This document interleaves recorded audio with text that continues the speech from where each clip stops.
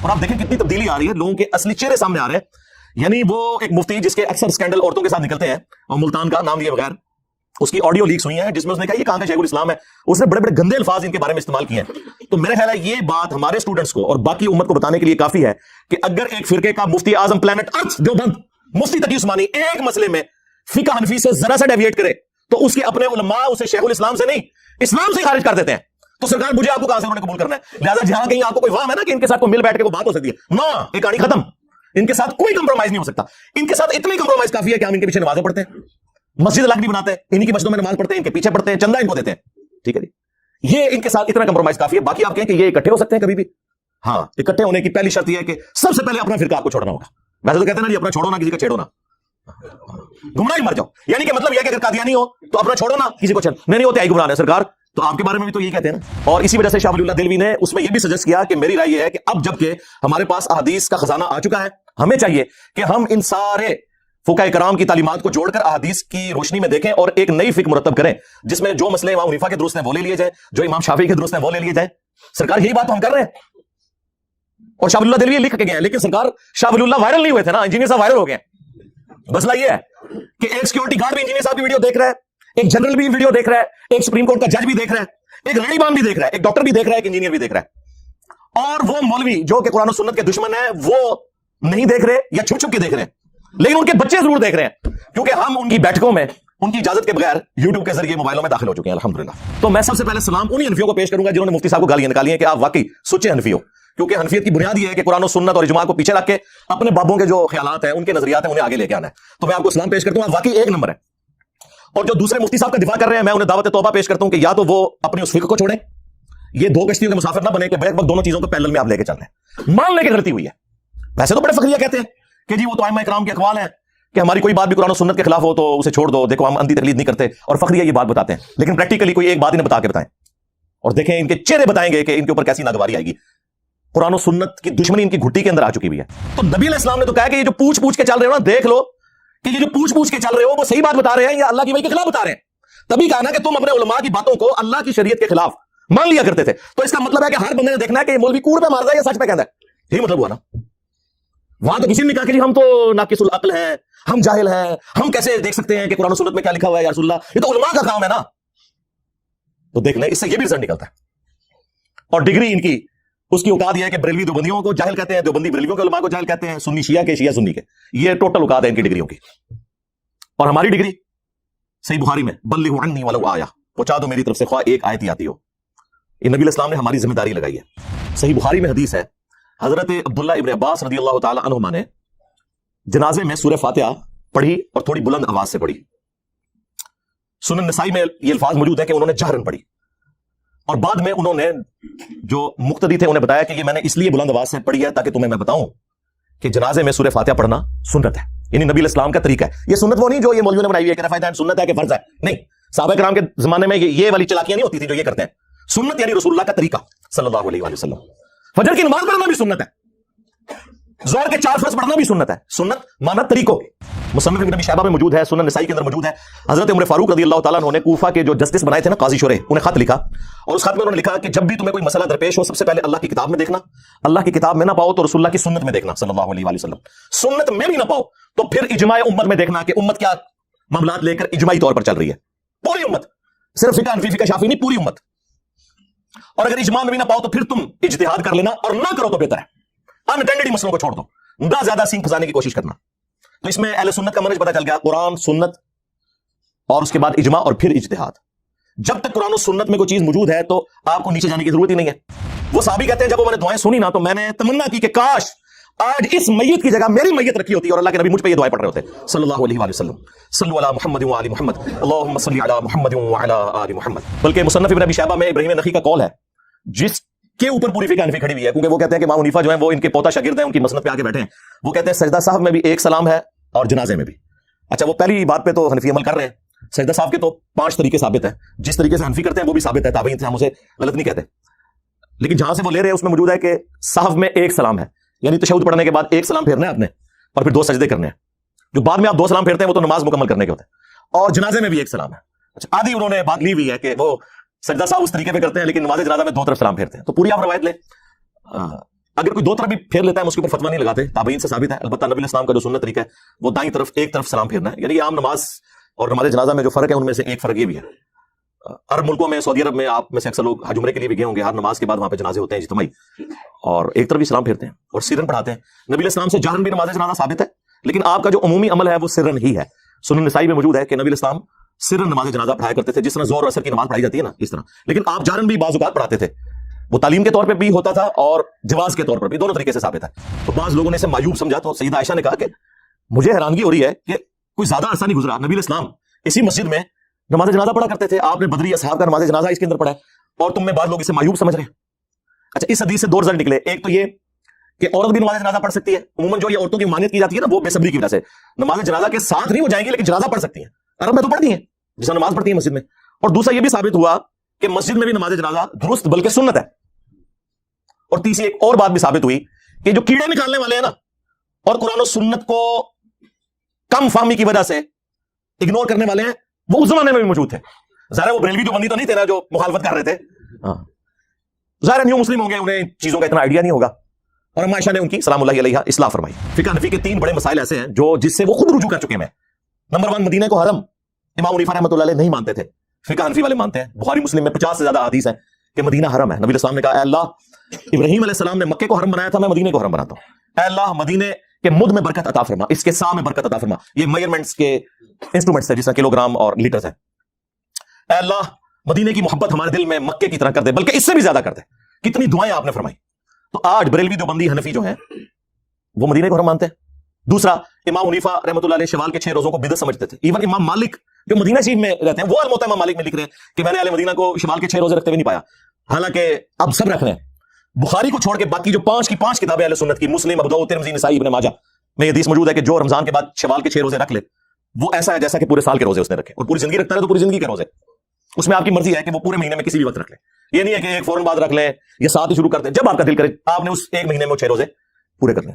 تو حنفیوں نے یہ ان کا مسئلہ چھوڑ دیا. امام حنیفہ جو ہے عقیقے کو زمانے جاہلیت کی رسم مانتے تھے، جبکہ بخاری میں موجود ہے نبی علیہ السلام نے فرمایا کہ بچے کی طرف سے عقیقہ کرو. ترمذی، ابو داؤد میں موجود ہے نبی علیہ السلام نے فرمایا لڑکے کی طرف سے 2 بکرے یا بکریاں اور لڑکی کی طرف سے 1 کرو. بچے کی جان گروی ہوتی ہے عقیقے کے، بس خون بہاؤ. خون مانا نہیں پوری جان دینی آپ نے، یہ گائے میں اسے نہیں ڈالنا ہے، بکرا یا بکری. تو یہ 3 مسئلے ایسے ہیں جو چھوڑ دیے انہوں نے. باقی فقہ حنفی والوں کو ہم ریکویسٹ کریں گے کہ آپ ذرا اپنے بابا جی جنہیں سارے بابا مانتے ہیں، شاہ ولی اللہ دہلوی، ان کی کتاب حجت اللہ البالغہ پڑھ کے تو دیکھیں. انہوں نے تقلید کے بارے میں جو طبیعت آپ لوگوں کی صاف کی ہوئی ہے، انہوں نے کہا کہ امت کی گمراہی کی سب سے بڑی وجہ یہ اندھی تقلید ہے. ہاں، انہوں نے کہا کہ واجب ہے لوگوں کے اوپر کہ جب انہیں سنت پہنچ جائے تو وہ سنت کے مطابق عمل کریں، اپنے امام کے اقوال کو چھوڑ دیں. اور انہوں نے اس میں لکھا ہے جو بخاری اور مسلم سے بغض رکھے وہ سنیت سے خارج ہے.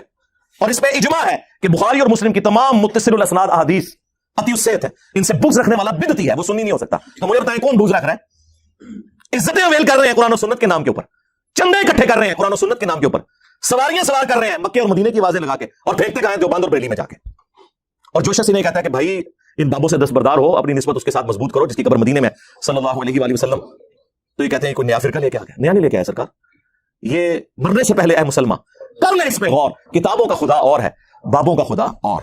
بابے بھی اسی خدا کو مانتے ہیں لیکن ان کوالٹیز کے ساتھ نہیں جو وحی کے ذریعے آئی ہیں، بلکہ ان کوالٹیز کے ساتھ جو ان کے بزرگوں نے تعلیم فرمائی ہے. تو دیکھیں سرکار پھر اللہ نے تھوڑے بلا کیڑی چھڑی ہے. ہاں، جڈی گمراہی سی نا اڈی اڈی بلا چھڑ دیتی ہے. میرے نبی سا ہے ہی کوئی نہیں، تیرے بابے تھے شاہ ہی کوئی نہیں. ٹھیک ہے نا؟ ہاں. الحمدللہ رب العالمین والصلاة والسلام علی سید الانبیاء والمرسلین وعلی آلہ واصحابہ اجمعین الی یوم الدین. الحمدللہ آج 4 دسمبر 2022 کو سنڈے کے دن ہمارا یہ پبلک سیشن نمبر 71 منعقد ہونے جا رہا ہے. آپ کے سوالات ریئل ٹائم پرچیوں کی شکل میں میرے پاس آ چکے ہیں، لیکن انہیں ڈسکس کرنے سے پہلے اس ویک کا ایک کرنٹ ایشو جو ایک ریلیجن کے پوائنٹ آف ویو سے بون آف کنٹینشن بنا، وہ مفتی تقی عثمانی صاحب حفظہ اللہ تعالی نے اپنے بڑے بھائی مفتی رفیع عثمانی رحمہ اللہ تعالی کا جنازہ پڑھایا. اور ٹیکنالوجی نے جہاں کہیں پہ بھی اپنے پنجے گاڑے ہیں تو بڑے لوگوں کو ایکسپوز کر دیا. ہر اعتبار سے لوگ ایکسپوز ہوئے ہیں. اب وہ ان کی بدقسمتی تھی یا اس عوام کی خوش قسمتی تھی کہ وہ کالر مائک بالکل قریب لگا ہوا تھا, پڑھ رہے وہ سرن تھے, لیکن سورۃ الفاتحہ پڑھتے ہوئے آواز باہر آ گئی, بس اس کی وجہ سے پھر ادھم مچ گیا. عین ممکن ہے انہوں نے جان بوجھ کے خود تھوڑا سا اونچا پڑھا ہو, لیکن وہ اونچا پڑھنے کی ضرورت نہیں ہے, وہ پڑھ رہے ویسے سرگوشی میں تھے, لیکن وہ آواز باہر آئی, اور جو فرقہ باز ہوتے ہیں ان کے تو کان فوراً کھڑے ہو جاتے ہیں کہ یہ کیا ہو رہا ہے. اور اس کے بعد دو طبقات بن گئے. ایک وہ گروہ تھا جو ان کے حق میں بول پڑا, لیکن وہ بولا بھی فرقہ واریت کے انڈر کہ جی یہ جو سورہ فاتحہ پڑھی ہے انہوں نے, یہ ہمارے نزدیک بھی جائز ہے, لیکن ثنا کے طور پر, قرآن کے طور پر نہیں, کیونکہ ہم نے تو ہر وہ بات کرنی ہے جو اللہ کے محبوب صلی اللہ علیہ وآلہ وسلم کی تعلیمات کے اپوزٹ ہو. تو ہم یہ کیسے مان لیں کہ سورہ فاتحہ نماز جنازہ میں پڑھی جائے؟ تو وہ ثنا کے طور پر, تعریفی کلمات کے طور پر پڑھی ہے. کچھ نے کہا جی وہ دعا کے طور پر پڑھی جا سکتی ہے. بھئی دعا کے طور پہ پڑھی جائے گی تو پھر تو تیسری تکبیر کے بعد پڑھی جائے گی, وہ تو پہلی تکبیر کے بعد پڑھ رہے تھے. اور جو صحیح سچے کٹر ٹھیٹھ حنفی, جس طرح وہ ہمارے مفتی سعید صاحب فرماتے ہیں, وہ تھے نا, وہ بالکل انہوں نے دلیری سے کہا کہ یہ کہاں کا شیخ الاسلام ہے, اس کو نہیں پتا 1400 سال سے ہمارا جو ایک مذہب چلتا آ رہا ہے اس کے خلاف اس نے ایک ایکٹیویٹی پرفارم کر دی. سرکار 1400 سال نہیں نا, یہ 1100-1200 سال. جو بخاری مسلم میں حدیث ہے, سب سے بہتر زمانہ میرا, پھر میرے صحابہ کا, پھر تابعین کا, پھر تبع تابعین کا, اس کے بعد جھوٹے لوگ پیدا ہوں گے, امانت میں خیانت کریں گے اور موٹاپے کو پسند کریں گے. یہ اس زمانے کی آپ کی بنائی ہوئی فقہ ہے. امام ابو حنیفہ رحمہ اللہ تعالیٰ کو ہم کوئی کنڈیم نہیں کرتے اس حوالے سے. ان کے پاس جتنے لمیٹڈ ریسورسز تھے انہوں نے بیسٹ پرفارم کیا. ان کا یہ کہہ دینا ہی کافی ہے کہ ہماری کوئی بات بھی قرآن و سنت کے, ایون صحابہ کے اقوال کے خلاف ہو تو اسے چھوڑ دو. حجت اللہ البالغہ میں شاہ ولی اللہ دہلوی, جنہیں بریلوی, دیوبندی, اہل حدیث تینوں 12ویں صدی کا مجدد مانتے ہیں. صرف عجم میں نہیں, عرب کے لوگ بھی انہیں بڑی قدر کی نگاہ سے دیکھتے ہیں اس کتاب کی وجہ سے. وہ اردو میں ٹرانسلیٹ ہو چکی ہے, لیکن ہمارے درس نظامی کے کورس کے اندر اس کے نوٹس پڑھائے جاتے ہیں. میں بلیو ایریا کی مسجد میں آج سے آلموسٹ 14 سال پرانی میں بات کر رہا ہوں, دیوبندیوں کی ایک مسجد میں بیٹھا ہوا تھا. تو وہاں مفتی صاحب سے ایک ڈسکشن شروع ہوئی, تو میں نے انہیں کہا کہ حجت اللہ البالغہ میں تو شاہ ولی اللہ دہلوی نے تقلید کو اس امت کی خرابی کی سب سے بڑی وجہ بتایا, اور انہوں نے تو کنڈیم کیا ہے اندھی تقلید کو. وہ کہتے ہیں کہ قرآن و سنت کے دلائل کے اندر اندر آپ نے کسی کی بات ماننی ہے, اور انہوں نے تو ائمہ اربعہ کے اقوال نقل کیے ہیں. وہ بندہ انکاری ہو گیا, وہ کہتا ہے میں نے پڑھی ہوئی ہے. میں نے کہا آپ نے پڑھی نہیں ہوگی, آپ نے صرف نوٹس پڑھے ہوں گے. لے کے آئے حجت اللہ البالغہ, میں آپ کو نکال کے دیتا ہوں. خیر وہ اٹھے نہیں پھر وہاں سے لینے کے لیے, کیونکہ انہیں اندازہ ہو گیا کہ ہمارے ساتھ کام ہمارے بڑوں نے ڈالا ہوا ہے. یہ ان لوگوں کا حال ہے. تو شاہ ولی اللہ دہلوی نے ایک چیپٹر اس میں یہ بھی باندھا ہے کہ امام شافعی رحمۃ اللہ علیہ نے جب فقہ حنفی کو اور فقہ مالکیہ کو دقت نظر سے پڑھنا شروع کیا تو انہیں اندازہ ہو گیا کہ اس کے اندر تو کئی ایک چیزیں ہیں جو صراحتاً مرفوع احادیث کے خلاف ہیں. پھر انہوں نے اس کی کھوج لگائی کہ یہ ٹوٹی کمند کہاں, تو انہیں اندازہ ہوا کہ امام مالک اور امام حنیفہ ان کے اندر ایک کمزوری تھی کہ وہ تابعین کے اقوال سے بھی حجت پکڑتے تھے. یہ کوئی ایسی کمزوری نہیں ہے جسے کوئی کمزوری کہا جائے, لیکن جب صحیح احادیث آ جائیں تو پھر تو تابعین کے وہ قیاس یا ان کے کیے ہوئے اجتہاد تو قبول نہیں کیے جائیں گے. تو پھر انہوں نے اس کی ریمیڈی کی. اسی لیے آپ کو فقہ شافعیہ میں اور فقہ حنبلیہ کے اندر بہت کم کمزوریاں نظر آئیں گی, اور اس کو ایپیکس پہ پہنچایا امام بخاری اور امام مسلم نے. انہوں نے تو پھر کسی کو نہیں چھوڑا, سب سے اختلاف کیا. اور اسی وجہ سے شاہ ولی اللہ دہلوی نے اس میں یہ بھی سجیسٹ کیا کہ میری رائے یہ ہے کہ اب جب کہ ہمارے پاس احادیث کا خزانہ آ چکا ہے, ہمیں چاہیے کہ ہم ان سارے فقہاء کرام کی تعلیمات کو جوڑ کر احادیث کی روشنی میں دیکھیں اور ایک نئی فقہ مرتب کریں, جس میں جو مسئلے امام حنیفہ کے درست ہیں وہ لے لیے جائیں, جو امام شافعی کے درست ہیں وہ لے لیے جائیں, سرکار یہی بات تو ہم کر رہے ہیں. اور شاہ ولی اللہ دہلوی لکھ کے گئے ہیں, لیکن سرکار شاہ ولی اللہ وائرل نہیں ہوئے تھے نا, انجینئر صاحب وائرل ہو گئے ہیں. مسئلہ یہ ہے کہ ایک سیکیورٹی گارڈ بھی انجینئر صاحب کی ویڈیو دیکھ رہا ہے, ایک جنرل بھی ویڈیو دیکھ رہا ہے, ایک سپریم کورٹ کا جج بھی دیکھ رہا ہے, ایک ریڑھی مان بھی دیکھ رہا ہے, ایک ڈاکٹر بھی دیکھ رہا ہے, ایک انجینئر بھی دیکھ رہا ہے. اور وہ مولوی جو کہ قرآن و سنت کے دشمن ہیں وہ نہیں دیکھ رہے یا چھپ چھپ کے دیکھ رہے ہیں, لیکن ان کے بچے ضرور دیکھ رہے ہیں, کیونکہ ہم ان کی بیٹھکوں میں ان کی اجازت کے بغیر یوٹیوب کے ذریعے موبائلوں میں داخل ہو چکے ہیں الحمدللہ. تو اب اس وجہ سے زیادہ فتنہ کھڑا ہو گیا, یعنی وہ پنجابی والا فتنہ نہیں, عربی والا آزمائش. تو یہ ان لوگوں کی حالت ہے. یہ یعنی صفائیاں پیش کر رہے ہیں کہ فقہ حنفی بھی صحیح ہے اور مفتی صاحب بھی صحیح ہیں, اور جو کٹر ٹھیٹ سچے حنفی ہیں وہ کہہ رہے ہیں نہیں مفتی صاحب کی ایسی کی تیسی. تو میں سب سے پہلے سلام انہی حنفیوں کو پیش کروں گا جنہوں نے مفتی صاحب کو گالیاں نکالی ہیں کہ آپ واقعی سچے حنفی ہو, کیونکہ حنفیت کی بنیاد یہ ہے کہ قرآن و سنت اور اجماع کو پیچھے رکھ کے اپنے بابوں کے جو خیالات ہیں, ان کے نظریات ہیں, انہیں آگے لے کے آنا ہے. تو میں آپ کو سلام پیش کرتا ہوں, آپ واقعی ایک نمبر ہیں.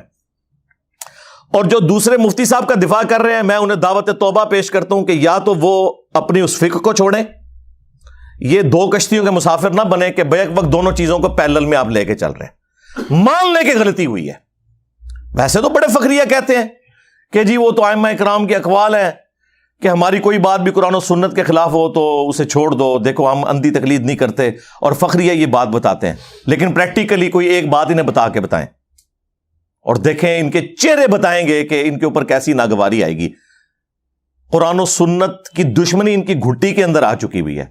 یعنی یہ کوئی جان بوجھ کے نہیں ہے, انجانے میں. شیطان بھی ظاہر ہے اسی طریقے سے داخل ہوا ہے. اب وہ ان کے اندر حمیت, اتخذوا احبارہم ورہبانہم اربابا من دون اللہ, یہود و نصارہ نے اپنے علماء کو اور اپنے صوفیوں اور جوگیوں کو رب مان لیا ہوا تھا اللہ کے مقابلے پر. اب اس آیت مبارکہ کی شرح میں ایک حدیث ہے, اس کی صحت پہ اختلاف ہے, لیکن شیخ البانی اس کو حسن درجے میں مانتے ہیں. جامعہ ترمذی میں ہے, مسند احمد کے اندر موجود ہے, اور شاہ ولی اللہ دہلوی نے بھی تقلید کے رد میں اس حدیث کو حجت اللہ البالغہ میں نقل کیا ہے کہ حاتم طائی جو تھے مشہور عرب کے ایک سخی, ان کے بیٹے مسلمان ہو گئے, عدی ابن حاتم. وہ نبی اسلام کے پاس حاضر ہوئے اور کہا کہ یا رسول اللہ قرآن میں ایک آیت ایسی ہے جو مجھے کھٹکتی ہے, میں چاہ رہا ہوں میں آپ سے اس کا فہم سمجھ لوں. یہ جو سورہ توبہ کی آیت نمبر 31, اتخذوا احبارہم ورہبانہم اربابا من دون اللہ, کہ یہود و نصارہ نے اللہ کے مقابلے پر اپنے مولویوں کو, صوفیوں کو, جوگیوں کو, بزرگوں کو, بزرگان دین کو, علماء کرائم کو, علماء کرام کو, کرائم انگلش والا علماء سو کے لیے وہ بھی درست ہے اپنی جگہ, یہ جو رب مان لیا ہوا تھا. تو ہم تو خود عیسائی رہے, ہم نے تو کبھی عبادت نہیں کی اپنے علماء کی. تو نبی علیہ السلام نے فرمایا کہ کیا تم اپنے علماء اور صوفیوں, رہبان, ان جوگیوں کے کہنے کے اوپر اللہ کی طرف سے جو چیز حلال تھی ان کے کہنے پہ اسے حرام, اور جو اللہ نے حرام کی تھی ان کے کہنے پہ اسے حلال نہیں مان لیا کرتے تھے؟ ان کا یا رسول اللہ ایسے ہی تھا. تو فرمایا یہی تو رب بنانا ہے, کیونکہ شریعت کا کسٹوڈین اللہ ہے, وہ ڈیسائیڈ کرے گا, یہ رب ماننا ہے ان کو. نہیں جی, نبی علیہ السلام نے آپ کا ایک مسئلہ حل کر دیا. جو میرے اوپر بڑی تہمت لگاتے ہیں نا, یہ کہتا ہے جی وہ ڈائریکٹ دیکھیں کہ قرآن و سنت میں کیا ہے, بزرگان دین سے اور علماء سے پوچھ کے نہ چلیں. تو نبی علیہ السلام نے تو کہا کہ یہ جو پوچھ کے چل رہے ہو نا, دیکھ لو کہ یہ جو پوچھ کے چل رہے ہو وہ صحیح بات بتا رہے ہیں یا اللہ کی وحی کے خلاف بتا رہے ہیں. تبھی کہا نا کہ تم اپنے علماء کی باتوں کو اللہ کی شریعت کے خلاف مان لیا کرتے تھے. تو اس کا مطلب ہے کہ ہر بندے نے دیکھنا ہے کہ یہ مولوی کوڑ پہ مار رہا ہے یا سچ پہ کہندا ہے. یہی مطلب ہوا نا. وہاں تو کسی نے نہیں کہا کہ جی ہم تو ناقص العقل ہیں, ہم جاہل ہیں, ہم کیسے دیکھ سکتے ہیں کہ قرآن و سنت میں کیا لکھا ہوا ہے یا رسول اللہ, یہ تو علماء کا کام ہے نا. تو دیکھ لیں, اس سے یہ بھی رزلٹ نکلتا ہے. اور ڈگری ان کی, اس کی اوقات یہ ہے کہ بریلوی دیوبندیوں کو جاہل کہتے ہیں, دیوبندی بریلویوں کے علماء کو جاہل کہتے ہیں, سنی شیعہ کے, شیعہ سنی کے. یہ ٹوٹل اوقات ہے ان کی ڈگریوں کی. اور ہماری ڈگری صحیح بخاری میں بلغ عنی ولو آیا، پہنچا دو میری طرف سے خواہ ایک آیت ہی آتی ہو. یہ نبی علیہ السلام نے ہماری ذمہ داری لگائی ہے. خیر یہ ایک ٹاپک الگ سے ہے، میں اس طرف واپس آتا ہوں. جو تقی عثمانی صاحب نے نماز جنازہ میں سورہ فاتحہ پڑھی تو یہ انہوں نے کوئی خلاف سنت کام نہیں کیا، صحیح طریقہ یہی ہے. صحیح بخاری میں حدیث ہے، حضرت عبداللہ ابن عباس رضی اللہ تعالی عنہما نے جنازے میں سورہ فاتحہ پڑھی اور تھوڑی بلند آواز سے پڑھی. سنن نسائی میں یہ الفاظ موجود ہیں کہ انہوں نے جہرن پڑھی، اور بعد میں انہوں نے جو مقتدی تھے انہیں بتایا کہ یہ میں نے اس لیے بلند آواز سے پڑھی ہے تاکہ تمہیں میں بتاؤں کہ جنازے میں سورہ فاتحہ پڑھنا سنت ہے، یعنی نبی علیہ السلام کا طریقہ ہے. یہ سنت وہ نہیں جو یہ مولویوں نے بنائی ہوئی ہے کہ رفع دین سنت ہے کہ فرض ہے، نہیں. صحابہ کرام کے زمانے میں یہ والی چلاکیاں نہیں ہوتی تھیں جو یہ کرتے ہیں. سنت یعنی رسول اللہ کا طریقہ صلی اللہ علیہ وآلہ وسلم. فجر کی نماز پڑھنا بھی سنت ہے، ظہر کے 4 فرض پڑھنا بھی سنت ہے. سنت مانا طریقوں. تو اور سنن نسائی میں موجود ہے، ساتھ ایک سورت بھی ملائی انہوں نے، اور پھر آڈینس سے کہا کہ یہ میں نے اس لیے کیا تاکہ تمہیں معلوم ہو جائے کہ یہ نبی صلی اللہ علیہ وآلہ وسلم کی سنت ہے. اب میں حنفیوں سے یہ پوچھوں گا کہ اللہ کے بندو، تم لوگ تو کہتے تھے کوئی صحیح حدیث مل جائے تو وہی ہمارا مذہب ہے. اب تو حدیث مل گئی نا، اب تمہارے اجتہاد کہاں گئے؟ انہیں پھینکو اب ردی کی ٹوکری میں. مصنف ابن ابی شیبہ میں موجود ہے، سنن نسائی کے اندر موجود ہے. حضرت عمر فاروق رضی اللہ تعالیٰ عنہ نے کوفہ کے جو جسٹس بنائے تھے نا، قاضی شرح، انہیں خط لکھا، اور اس خط میں انہوں نے لکھا کہ جب بھی تمہیں کوئی مسئلہ درپیش ہو، سب سے پہلے اللہ کی کتاب میں دیکھنا، اللہ کی کتاب میں نہ پاؤ تو رسول اللہ کی سنت میں دیکھنا صلی اللہ علیہ وآلہ وسلم. سنت میں بھی نہ پاؤ تو پھر اجماع امت میں دیکھنا کہ امت کیا معاملات لے کر اجماعی طور پر چل رہی ہے. پوری امت، صرف فقہ حنفی فقہ شافعی نہیں، پوری امت. اور اگر اجماع میں بھی نہ پاؤ تو پھر تم اجتہاد کر لینا، اور نہ کرو تو بہتر ہے. انٹینڈڈ ہی مسئلوں کو چھوڑ دو، نہ زیادہ سینگ پھنسانے کی کوشش کرنا. تو اس میں اہل سنت کا منہج پتہ چل گیا، قرآن، سنت، اور اس کے بعد اجماع اور پھر اجتہاد. جب تک قرآن و سنت میں کوئی چیز موجود ہے تو آپ کو نیچے جانے کی ضرورت ہی نہیں ہے، کیونکہ ٹاپ پرائرٹی تو قرآن و سنت ہے. اور یہ حدیث اس بات پر دلالت کرتی ہے کہ یہ سنت ہے کہ نماز جنازہ کے اندر سورہ فاتحہ پڑھی جائے. اہل حدیث حضرات پڑھتے ہیں، علماء عرب بھی پڑھتے ہیں. یہاں پہ انہوں نے اپنی نشانی بنائی ہوئی تھی. بخاری مسلم دونوں میں حدیث ہے کہ نبی صلی اللہ علیہ وآلہ وسلم جنازے میں 4 تکبیرات کہا کرتے تھے. اور ایک حدیث صحیح مسلم کی ہے جس میں ہے کہ نبی علیہ السلام جنازے میں 5 تکبیرات بھی کہا کرتے تھے. یعنی یہ دونوں عمل ثابت ہیں، 4 تکبیرات بھی اور 5 بھی. ہمارے جو استاد تھے شیخ زبیر لیزئی رحمہ اللہ تعالیٰ، ان کے جنازے میں 5 تکبیرات ہوئی تھی. انہوں نے وصیت کی تھی کہ میرے جنازے میں 5 تکبیرات ہونی چاہیے، یہ سنت بھی زندہ ہو. اہل تشیع تو 5 تکبیرات ہی کہتے ہیں، اہل سنت کے ہاں عموماً 4 تکبیرات ہی کہی جاتی ہیں. ہاں اہل حدیث حضرات کو چونکہ سنت کا پتہ ہے تو وہ 5 پہ بھی عمل کرتے ہیں، 4 پہ بھی عمل کرتے ہیں. اور اس میں آپ نے پہلی تکبیر کے بعد سورۃ الفاتحہ اور ساتھ ایک سورت ملانی ہے. ثنا پڑھنا کوئی ثابت نہیں ہے، اور جو ان کی ثنا ہے نا وجل ثناؤ کا، وہ تو ویسے ہی کوئی نہیں ثابت. ویسے نماز میں ہے ثنا، جامعہ ترمذی کے اندر ہے، صحیح مسلم میں بھی موجود ہے، سبحانک اللہم وبحمدک وتبارک اسمک وتعالی جدک ولا الہ غیرک، عام نمازوں کے لیے. جنازہ میں سورہ فاتحہ ہے اور ایک سورت ملانا ہے. دوسری تکبیر کے بعد آپ نے درود شریف پڑھنا ہے. ان کا بنایا ہوا درود شریف نہیں، جو بخاری مسلم میں ہے، درود ابراہیمی جو آپ نماز میں پڑھتے ہیں. اور تیسری تکبیر کے بعد آپ نے دعائیں مانگنی ہیں.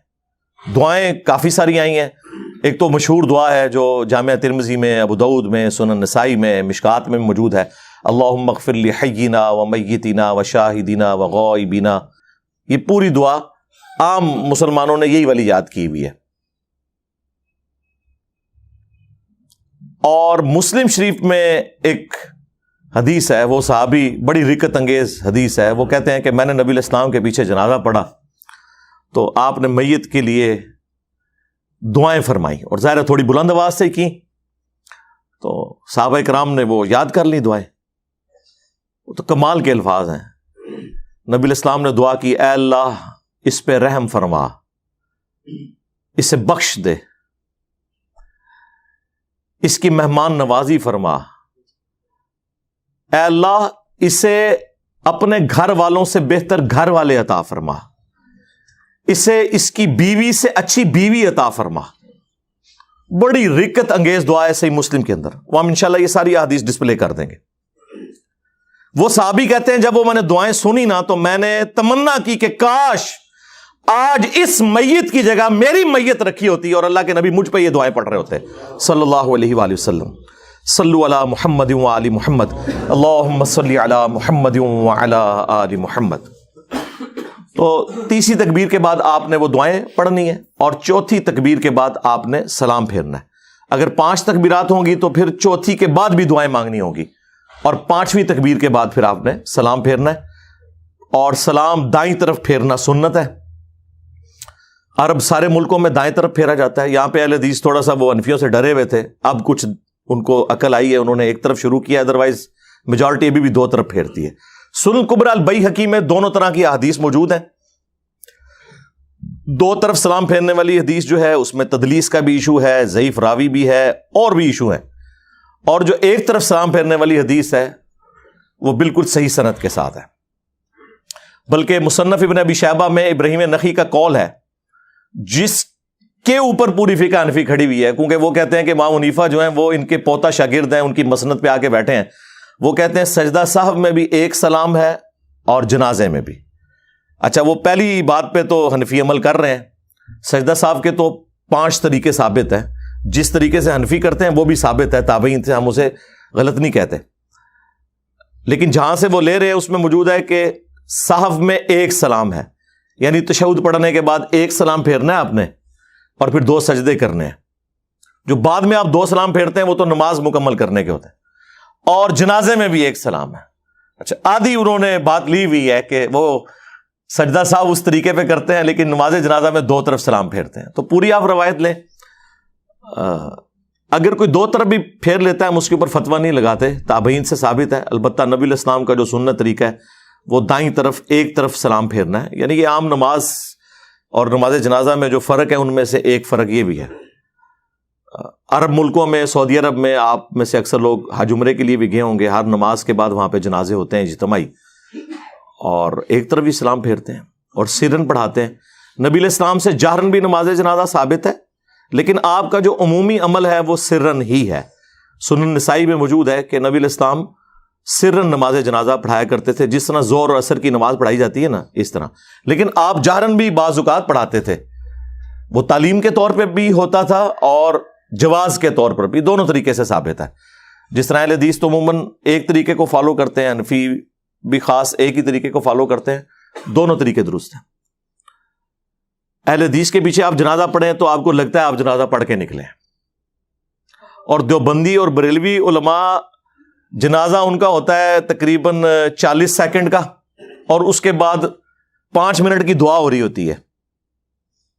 بریلوی دعا کرواتے ہیں, دیوبندی اعلانات کرتے رہتے ہیں کہ جی 3 دن بعد یہ ہوگا اور 5ویں دن یہ ہوگا اور فلاں چیز یہ ہوگی.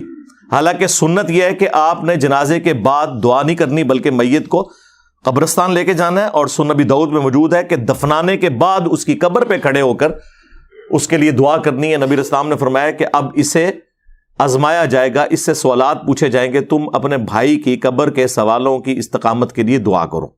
وہاں پہ سنت ہے. اور وہ صحیح مسلم میں حضرت عمر بن عاص کی وہ رکت انگیز حدیث بھی موجود ہے جس میں انہوں نے اینڈ پہ وصیت کی تھی کہ جب میں مر جاؤں تو میری قبر پہ اتنی دیر بیٹھے رہنا جتنی دیر ایک اونٹ کو نہر کر کے اس کا گوشت تقسیم کیا جاتا ہے, تاکہ میں اپنی قبر سے مانوس ہوں اور اللہ کے آئے ہوئے مہمانوں کو جوابات دے سکوں. یعنی 2-2.5 گھنٹے قبر پہ بیٹھنا دفنانے کے بعد, یہ بھی سنت ہے. ظاہر سنت صحابہ کرام سے کوئی چیز ثابت ہو جائے گی تو وہ سنت اور دین کی کیٹیگری میں فال کرے گی. تو وہ دعا وہاں پہ آپ نے جا کے کرنی ہے. تو یہ نماز جنازہ کے بارے میں عموماً کہ یہ ایک متس مشہور ہے, اس لیے میں نے اس کو کلیئر کر دیا. اسی طریقے سے حنفیوں میں آپ دیکھیں گے وہ انہوں نے ایک چیز پکی پکڑی ہوئی ہے کہ نماز جنازہ صرف جنازہ گاہ میں ہوگا یا گراؤنڈ میں ہوگا, مسجد میں نہیں وہ پڑھنے دیتے. ایون کئی مسجدیں ہیں نا تو مسجد کے باہر وہ میت رکھ کے نا نماز جنازہ پڑھ رہے ہوتے ہیں, مسجد کے اندر نہیں پڑھتے.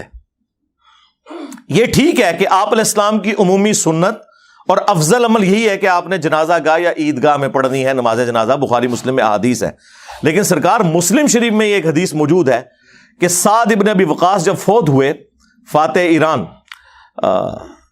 المتوفا 56 ہجری, جو قادسیہ میں حضرت عمر نے جنہیں امیر لشکر بنا کے بھیجا تھا, اور یہ آخر میں فوت ہونے والے بدری اصحاب میں سے ہیں.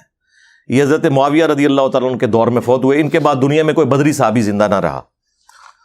بہرحال جب وہ فوت ہوئے تو سیدہ عائشہ نے صحابہ کرام سے کہا کہ سعد کی میت لا کے میرے حجرے کے باہر رکھو.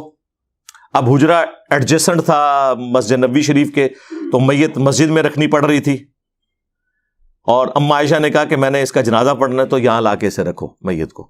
تو بعض لوگوں نے اسے معیوب سمجھا, تو سیدہ عائشہ نے کہا کہ مجھے حیرانگی ہو رہی ہے کہ کوئی زیادہ عرصہ نہیں گزرا, نبی علیہ السلام اسی مسجد میں نماز جنازہ پڑھا کرتے تھے, آپ نے بدری اصحاب کا نماز جنازہ اس کے اندر پڑھا ہے, اور تم میں بعض لوگ اسے معیوب سمجھ رہے ہیں.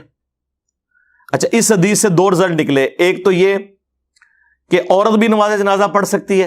عموماً جو یہ عورتوں کی ممانعت کی جاتی ہے نا, وہ بے صبری کی وجہ سے. نماز جنازہ کے ساتھ نہیں وہ جائیں گی, لیکن جنازہ پڑھ سکتی ہیں. عرب میں تو پڑھتی ہیں جس طرح نماز پڑھتی ہیں مسجد میں. اور دوسرا یہ بھی ثابت ہوا کہ مسجد میں بھی نماز جنازہ درست بلکہ سنت ہے. اور تیسری ایک اور بات بھی ثابت ہوئی کہ جو کیڑے نکالنے والے ہیں نا, اور قرآن و سنت کو کم فہمی کی وجہ سے اگنور کرنے والے ہیں, وہ اس زمانے میں بھی موجود تھے. ظاہر ہے وہ بریلوی دیوبندی تو نہیں تھے نا جو مخالفت کر رہے تھے. ہاں, ظاہر ہے نیو مسلم ہوں گے, انہیں ان چیزوں کا اتنا آئیڈیا نہیں ہوگا. اور اما عائشہ نے ان کی سلام اللہ علیہا اصلاح فرمائی.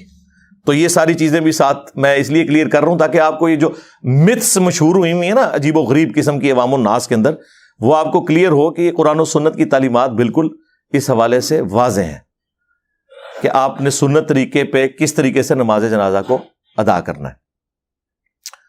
باقی نبی صلی اللہ علیہ وآلہ وسلم کے بارے میں بھی, اور عبداللہ ابن عمر سے بھی آتا ہے المصنف ابن ابی شیبہ میں, المصنف عبد الرزاق کے اندر, کہ وہ ہر تکبیر کے اوپر رفع الیدین بھی کرتے تھے. یعنی آپ نے جتنی تکبیرات کہنی ہے نا, تو اللہ اکبر کے ساتھ آپ نے ہاتھوں کو بھی بلند کرنا ہے. نماز جنازہ ہو, نماز عیدین ہو, قیام کی حالت میں جب بھی تکبیر کہی جائے گی نا, تو آپ نے رفع الیدین کرنا ہے. یہ اصولی حدیث سنن نبی داؤد کے اندر موجود ہے کہ نبی علیہ السلام رکوع سے پہلے جب بھی تکبیر کہتے تھے نا, تو رفع الیدین کرتے تھے. کوئی بھی تکبیر ہوتی تھی, چاہے وہ عیدین کی ہو, چاہے وہ جنازہ کی ہو, ایون وطر کی دعا سے پہلے بھی اگر آپ تکبیر کہیں تو آپ رفع الیدین کریں, اور اس کے بعد دعائے قنوت پڑھیں. تو یہ سنت ہے.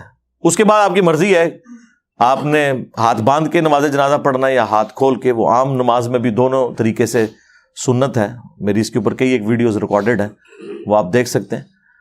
باقی فقہ حنفی والوں کو ہم ریکویسٹ کریں گے کہ آپ ذرا اپنے بابا جی, جنہیں سارے ہی بابا مانتے ہیں, شاہ ولی اللہ دہلوی, ان کی کتاب حجت اللہ البالغہ پڑھ کے تو دیکھیں. انہوں نے تقلید کے بارے میں جو طبیعت آپ لوگوں کی صاف کی ہوئی ہے نا, انہوں نے کہا کہ امت کی گمراہی کی سب سے بڑی وجہ یہ اندھی تقلید ہے.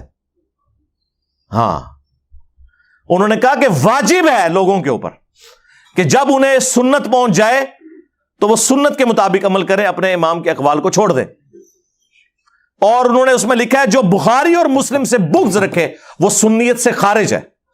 اور اس پہ اجماع ہے کہ بخاری اور مسلم کی تمام متصل الاسناد احادیث قطعی الصحت ہیں. ان سے بغض رکھنے والا بدعتی ہے, وہ سنی نہیں ہو سکتا. تو مجھے بتائیں کون بغض رکھ رہا ہے؟ عزتیں اویل کر رہے ہیں قرآن و سنت کے نام کے اوپر, چندے اکٹھے کر رہے ہیں قرآن و سنت کے نام کے اوپر, سواریاں سوار کر رہے ہیں مکے اور مدینے کی آوازیں لگا کے, اور پھینکتے کہاں ہیں دیوبند اور بریلی میں جا کے.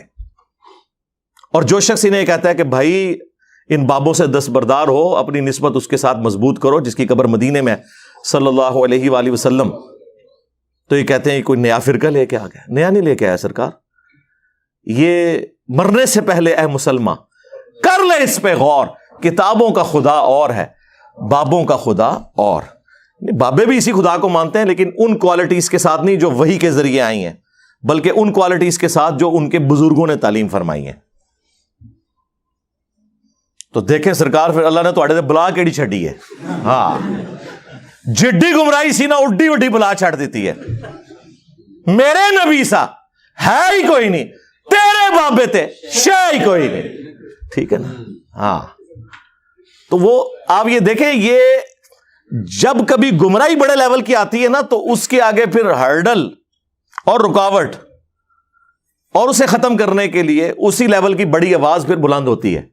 اور یہ یقین کریں کہ مجھے بھی نہیں پتا کہ مجھے کس طریقے سے اللہ تعالیٰ نے لا کے تو اس پلیٹ فارم پہ اتنی دلیری کے ساتھ کھڑا کر دیا. یہ انسان اپنی مرضی سے کچھ نہیں کر سکتا. اللہ تعالیٰ وقت کے ساتھ حالات و واقعات فیوریبل کرتا ہے. ظاہر ہے کہ ابھی اس وقت جو ہم باتیں کر رہے ہیں, آج سے 15-20 سال پہلے تو تصور ہی نہیں تھا. ملک کے حالات ہی ایسے نہیں تھے. ہر چیز فیوریبل ہوتی ہے, اللہ تعالیٰ کی تائید شامل ہوتی ہے, تو پھر یہ معاملات بہتری کی طرف جاتے ہیں. تو ہم ان کو بار بار یہ چیز سمجھا رہے ہیں کہ اللہ سے ڈر جائیں, اپنی اصلاح کریں. اور جو آپ فخریہ بتاتے ہیں کہ ہم اندھے مقلد نہیں ہیں, اور کئی جگہ پہ واقعی آپ لوگوں نے اپ رائٹ ہونے کا ثبوت دیا ہے. مثلا فقہ حنفی کے 3 بڑے مسائل ایسے ہیں جس سے وہ خود رجوع کر چکے ہیں. نمبر 1, مدینے کو حرم امام حنیفہ رحمۃ اللہ علیہ نہیں مانتے تھے, فقہ حنفی والے مانتے ہیں. بخاری مسلم میں 50 سے زیادہ احادیث ہیں کہ مدینہ حرم ہے. نبی علیہ السلام نے کہا, اے اللہ ابراہیم علیہ السلام نے مکے کو حرم بنایا تھا, میں مدینے کو حرم بناتا ہوں. اے اللہ مدینے کے مد میں برکت عطا فرما, اس کے سا میں برکت عطا فرما. یہ میئرمنٹس کے انسٹرومنٹس تھے, جس طرح کلو گرام اور لیٹرز ہیں. اے اللہ مدینے کی محبت ہمارے دل میں مکے کی طرح کر دے, بلکہ اس سے بھی زیادہ کر دے. کتنی دعائیں آپ نے فرمائی. تو آج بریلوی دیوبندی حنفی جو ہیں وہ مدینے کو حرم مانتے ہیں.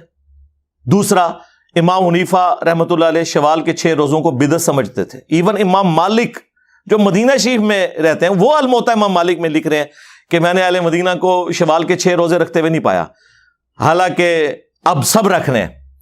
بخاری کو چھوڑ کے باقی جو 5 کی 5 کتابیں اہل سنت کی, مسلم, ابو داؤد, ترمذی, نسائی, ابن ماجہ میں یہ حدیث موجود ہے کہ جو رمضان کے بعد شوال کے 6 روزے رکھ لے وہ ایسا ہے جیسا کہ پورے سال کے روزے اس نے رکھے, اور پوری زندگی رکھتا رہے تو پوری زندگی کے روزے. اس میں آپ کی مرضی ہے کہ وہ پورے مہینے میں کسی بھی وقت رکھ لیں. یہ نہیں ہے کہ ایک فوراً بعد رکھ لیں یا ساتھ ہی شروع کر دیں, جب آپ کا دل کرے آپ نے اس ایک مہینے میں وہ 6 روزے پورے کرنے ہیں. تو حنفیوں نے یہ ان کا مسئلہ چھوڑ دیا. امام حنیفہ جو ہے عقیقے کو زمانہ جاہلیت کی رسم مانتے تھے, جبکہ بخاری میں موجود ہے نبی علیہ السلام نے فرمایا کہ بچے کی طرف سے عقیقہ کرو. ترمذی ابو داؤد میں موجود ہے نبی علیہ السلام نے فرمایا لڑکے کی طرف سے 2 بکرے یا بکریاں اور لڑکی کی طرف سے 1 کرو. بچے کی جان گروی ہوتی ہے عقیقے کے عوض خون بہاؤ. خون مانا ہے نہیں پوری جان دینی ہے آپ نے, یہ گائے میں اسے نہیں ڈالنے, بکرا یا بکری. تو یہ 3 مسئلے ایسے ہیں جو چھوڑ دیے انہوں نے. باقی یہ جو کسی کو وہم آ جاتا ہے نا, یار وہ اتنے بڑے بزرگ سے کیسے بات چھپی رہے گی, اور چھڑ دو, ان سے بڑے بڑے بزرگوں سے باتیں چھپی رہ گئی ہیں. بخاری مسلم دونوں میں حدیث ہے, حضرت عمر امیر المومنین ہے, ان کے دور کے اندر حضرت ابو ہریرہ رضی اللہ تعالیٰ عنہ اور حسان ابن ثابت مسجد نبوی میں بیٹھے ہوئے ہیں. حضرت حسان جو ہیں وہ انہیں نعتیہ اشعار سنا رہے ہیں. حضرت عمر وہاں سے گزرے, کہا کچھ نہیں, صرف دیکھا.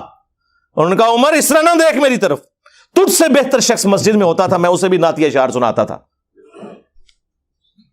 حضرت عمر کا اتنا روب ہے. اور دیکھیں حضور کے اسٹوڈنٹس کتنے دلیر ہیں. یعنی یہ وہی ہے, یہ شاعری کوئی نہیں, ہاں یہ وہی ہے. ہاں تو حضرت عمر نے کہا کہ اپنا گواہ لے کے آؤ. انہوں نے کہا یہ ابو ہریرہ بیٹھے ہیں, ان سے پوچھے. تو حضرت ابو ہریرہ نے کہا کہ میں گواہی دیتا ہوں کہ نبی علیہ السلام نہ صرف حضرت حسان سے نعتیہ اشعار سنتے تھے بلکہ دعا فرمایا کرتے تھے, اے اللہ حسان کی مدد فرما روح قدس کے ذریعے, جس طرح تو نے عیسیٰ ابن مریم کی مدد فرمائی تھی. وہ ایدناہ بروح القدس. تو حضرت عمر وہاں سے چلے گئے. انہوں نے یہ نہیں کہا کہ علیکم بسنتی و سنت الخلفاء الراشدین المہدیین. انہیں پتا تھا کہ یہ اسی صورت میں ہے جب قرآن و سنت کے انڈر ہو, جہاں کی مجھ سے مس ہینڈلنگ ہوگی تو میں رجوع کروں گا. دوسرا اس سے یہ رزلٹ نکلا کہ بڑے سے بڑے شخص سے بھی حدیث چھپی ہو سکتی ہے. حضرت عمر سے بڑا کون تھا؟ تو اگر حضرت عمر کو یہ حدیث نہیں پتا تھی تو امام حنیفہ کو اگر کوئی حدیث نہیں پہنچی تو اس میں کون سا مسئلہ ہے؟ اور تیسرا، حضرت ابو ہریرہ کو حجت مانتے تھے حضرت عمر، لہذا وہ جو ان کے بارے میں پروپیگنڈا ہوتا ہے کہ وہ ان کی حدیثیں قبول نہیں کرتے تھے، یہ بالکل غلط بات ہے. ویسے الگ سے اس پہ میری ویڈیو ریکارڈ ہو چکی ہے. ایک اور مثال، وہ بھی بخاری مسلم دونوں میں. حضرت ابو ہریرہ نبی الاسلام کی وفات کے بعد 30 سال تک یہ فتویٰ دیتے تھے کہ جس شخص کے اوپر غسل فرض ہو وہ روزہ نہیں رکھ سکتا. 30 سال میں نے کیلکولیٹ کیے، کیونکہ اس وقت مدینے کا گورنر مروان بن حکم تھا، اور مروان بن حکم حضرت معاویہ کے دور میں رضی اللہ تعالیٰ عنہ گورنر مدینہ بنا. حضرت عائشہ تک جب بات پہنچی تو انہوں نے فرمایا کہ نبی علیہ السلام تو جنبی ہوتے تھے اور فجر کا وقت داخل ہونے کے بعد غسل اتارا کرتے تھے اور روزہ رکھ لیا کرتے تھے. جب حضرت ابو ہریرہ تک یہ بات پہنچی تو انہوں نے اپنے فتوے سے رجوع کر لیا. یار اگر حضرت ابو ہریرہ جو سب سے زیادہ احادیث روایت کرنے والے ہیں ان سے کوئی حدیث چھپی رہ گئی ہے، سرکار تو آڑے بابے تے شاہی کوئی نہیں. دیکھو کیسا یونیورسل جملہ آپ کو دیا ہے. ابو ہریرہ جیسا ہے ہی کوئی نہیں، تیرا بابا تے شاہی کوئی نہیں. ان سے بھی تو رہ گئی نا ایک بات، اوور لک ہوگی. اس طرح کی کئی ایک مثالیں میں نے مسئلہ 197 ریکارڈ کروا دی ہے، جسے شوق ہے نا. مسئلہ 197، اماموں کی 4 اماموں کی تقلید اور اماموں کی گستاخی کا الزام. بھائی اماموں کی گستاخی تو آپ لوگ کر رہے ہیں. اماموں نے کب کہا ہے کہ آپ انہیں اللہ اور اس کے محبوب صلی اللہ علیہ وآلہ وسلم کے مقابلے پہ پوجنا شروع کر دیں؟ انہیں تو اپنی آخرت کی فکر تھی. انہوں نے کب اس طرح کی تعلیمات دی ہیں؟ یہ آپ لوگوں نے ان کے ساتھ غلط چیزیں منسوب کر دی ہیں.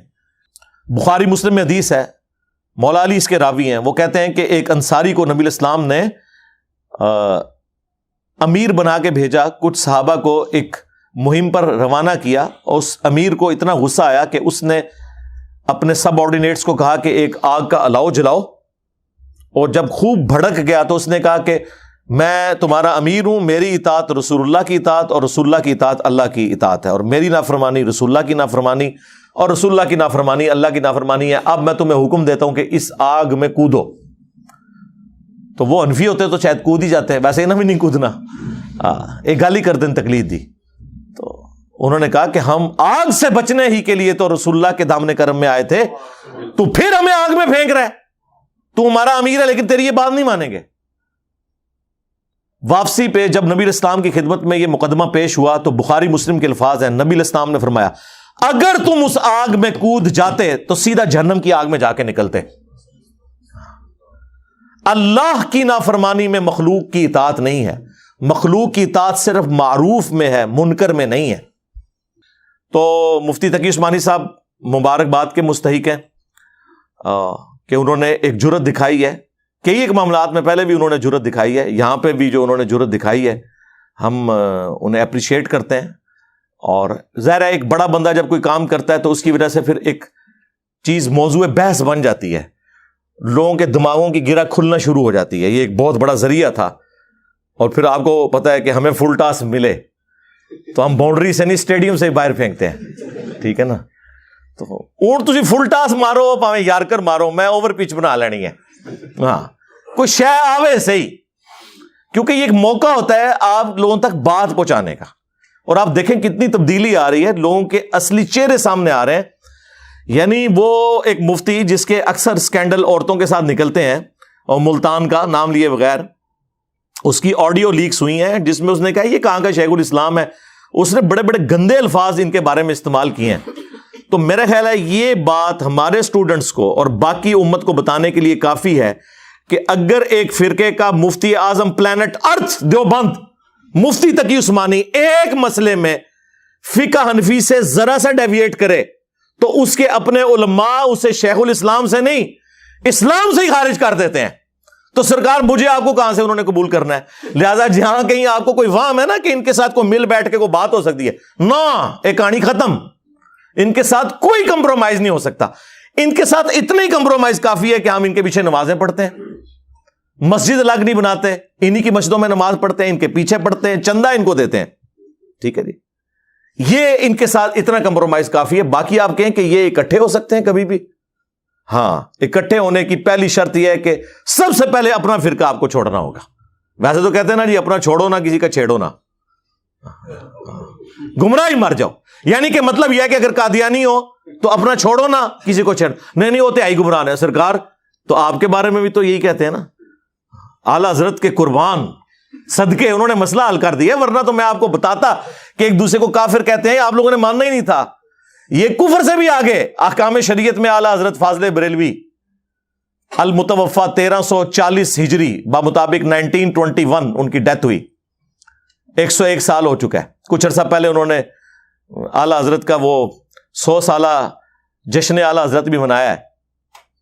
انہوں نے احکام شریعت میں جو فتووں کی ان کی کتاب ہے, یہ ملفوظات شریف نہیں ہے, خود فتوے لکھے ہیں. ان سے پوچھا گیا کہ یہ جو ذبیحہ ہے وہابیہ کا, اس کے بارے میں آپ کا کیا خیال ہے؟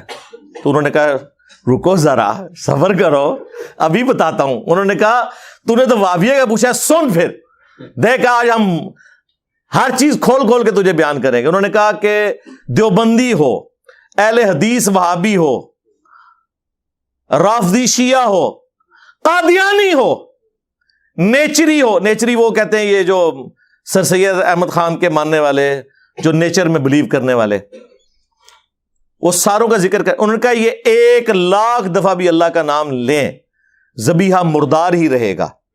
یہ سب کے سب مرتد ہیں.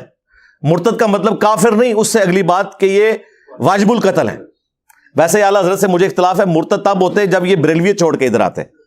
مرتد کہاں سے ہوئے ہیں وہ, ان کا اپنا نظریہ ہے. اچھا, البتہ یہود و نصارہ کا ذبیحہ حلال ہے. یعنی اعلیٰ حضرت کے نزدیک یہود و نصارہ, اہل حدیث, دیوبند, شیعہ اور قادیانیوں سے بہتر ہے. یہ اس چکر میں پڑے ہوئے ہیں کہ یہ کوئی اتحاد امت کر لیں گے. بھائی بڑے نکال کے گئے ہوئے ہیں, اور پھر انہوں نے جو حسام الحرمین میں حرمین کی تلوار کے اندر انہوں نے تو لکھا ہے کہ ان کے کفر میں شک کرنے والا بھی کافر ہے علماء دیوبند کے. اور دیوبندیوں نے پھر اپنی روح راضی کی, المہند المفند میں انہوں نے لکھا کہ یہ جو احمد بریلوی ان کی جماعت ایک شیطانی لشکر ہے جو ہم پہ حملہ آور ہو گیا. جس طرح کے شیاطین انبیاء پر حملہ آور ہوتے تھے, یہ علماء دیوبند رضی اللہ عنہم پر حملہ آور ہوئے ہیں. 14ویں صدی کے مولویوں رضی اللہ عنہم تو ایک دوسرے کو نکالے بیٹھے ہوئے ہیں. اس لیے ان کے اوپر 4 نہیں 5 تکبیریں پڑے, ایک مجلس میں انہیں 3 طلاقیں دے کے ان سے جان چھڑا لیں. یہ ان کی اصلاح ممکن نہیں سوائے اس کے کہ آپ لوگوں کو قرآن و سنت کی تعلیمات بتائیں اور ان لوگوں کو ایکسپوز کریں کہ یہ کس طریقے سے دین کا مذاق اڑا رہے ہیں. اور یہی کام ہم کر رہے ہیں الحمدللہ.